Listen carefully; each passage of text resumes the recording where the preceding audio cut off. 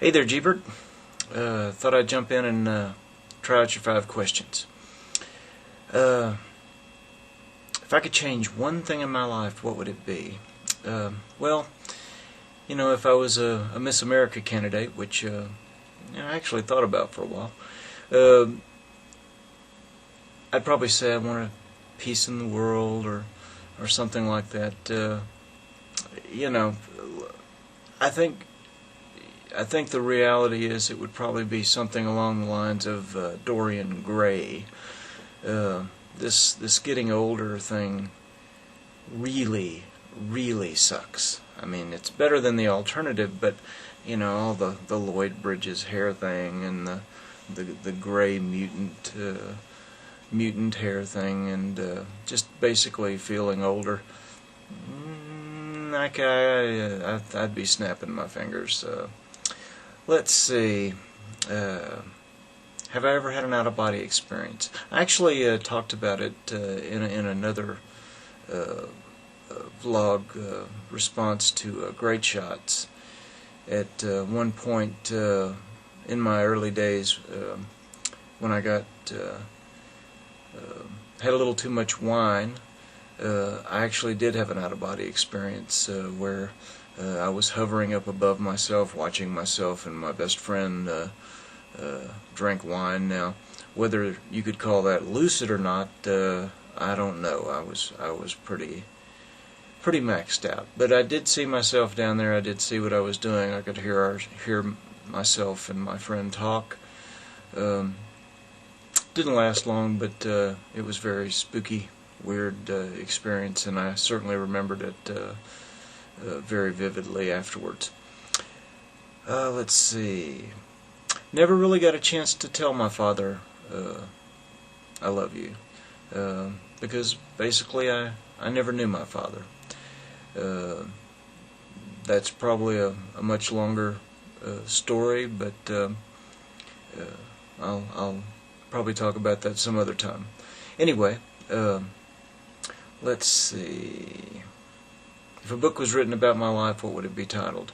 This was actually the toughest question, I suppose, because of ego and everything, but the best thing I could come up with was A Pebble in the Pond, because it kind of sums up a lot of what I believe in life, that we're just a small part of the big picture. Each individual is just a small part of the big picture, but the things we do have an effect, and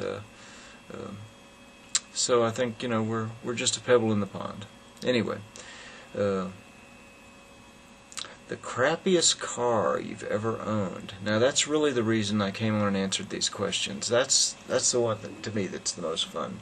And I had a tough time because I'm kind of a car guy, and I've had lots and lots of cars. And I kept going over it in my head. Was it the 71 Lincoln Mark III that died on the railroad tracks and was too heavy to move, and so basically I ended up having to abandon the car on the railroad tracks and call a tow truck and never see the car again. That was pretty bad.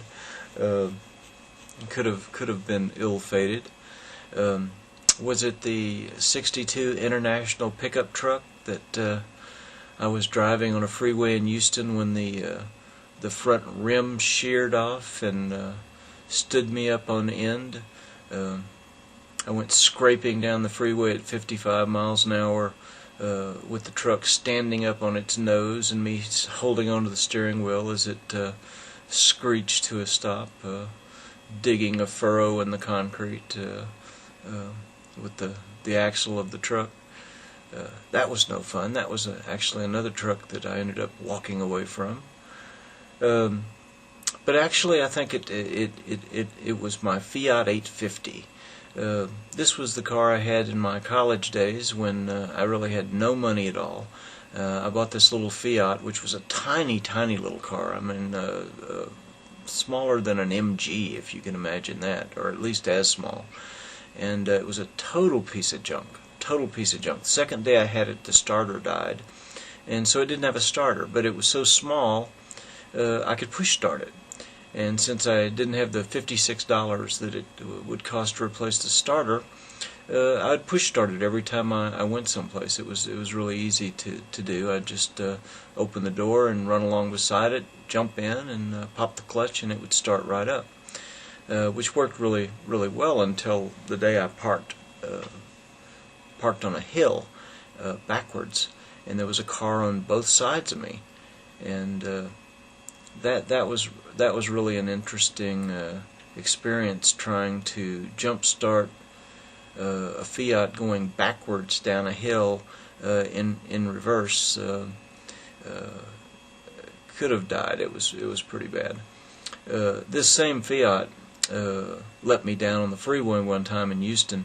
In Houston, the traffic was just tragic in the 80s. It was really bad, bumper to bumper most of the time, and my Fiat was not a very good car, and like a lot of old cars, it had problems with the heater core, and the heater core was located up under the dash.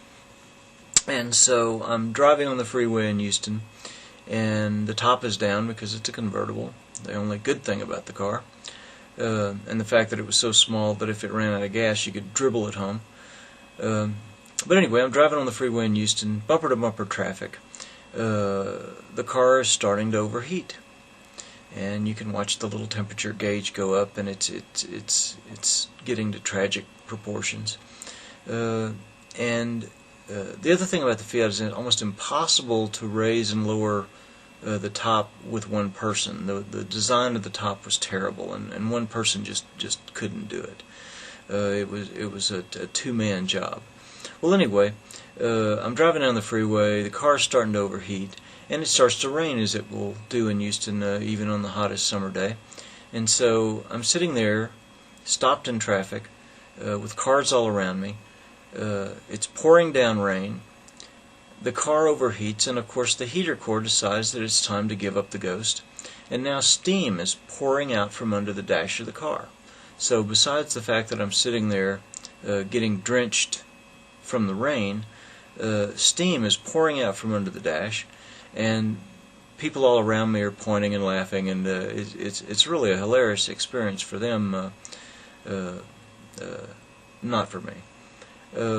The Fiat ended up dying a year later, and the engine was so small, it was 850 cc's, that's why it was a Fiat 850. It was so small I could unbolt it from the transmission of the car. It was located in the back of the car, and I could actually pull it out by hand and carry it to the workbench, which I did, and rebuilt the thing and sold it and got rid of it, and actually was able to get a better car. But that Fiat was the biggest joke of a car I've ever had.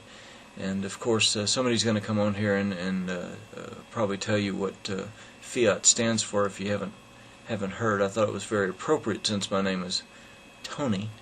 Oh, what the hell, I'll go ahead and do it. Everybody's heard it. Fiat stands for Fix It Again, Tony. Anyway, thanks for your fun question. Have a good one. Bye.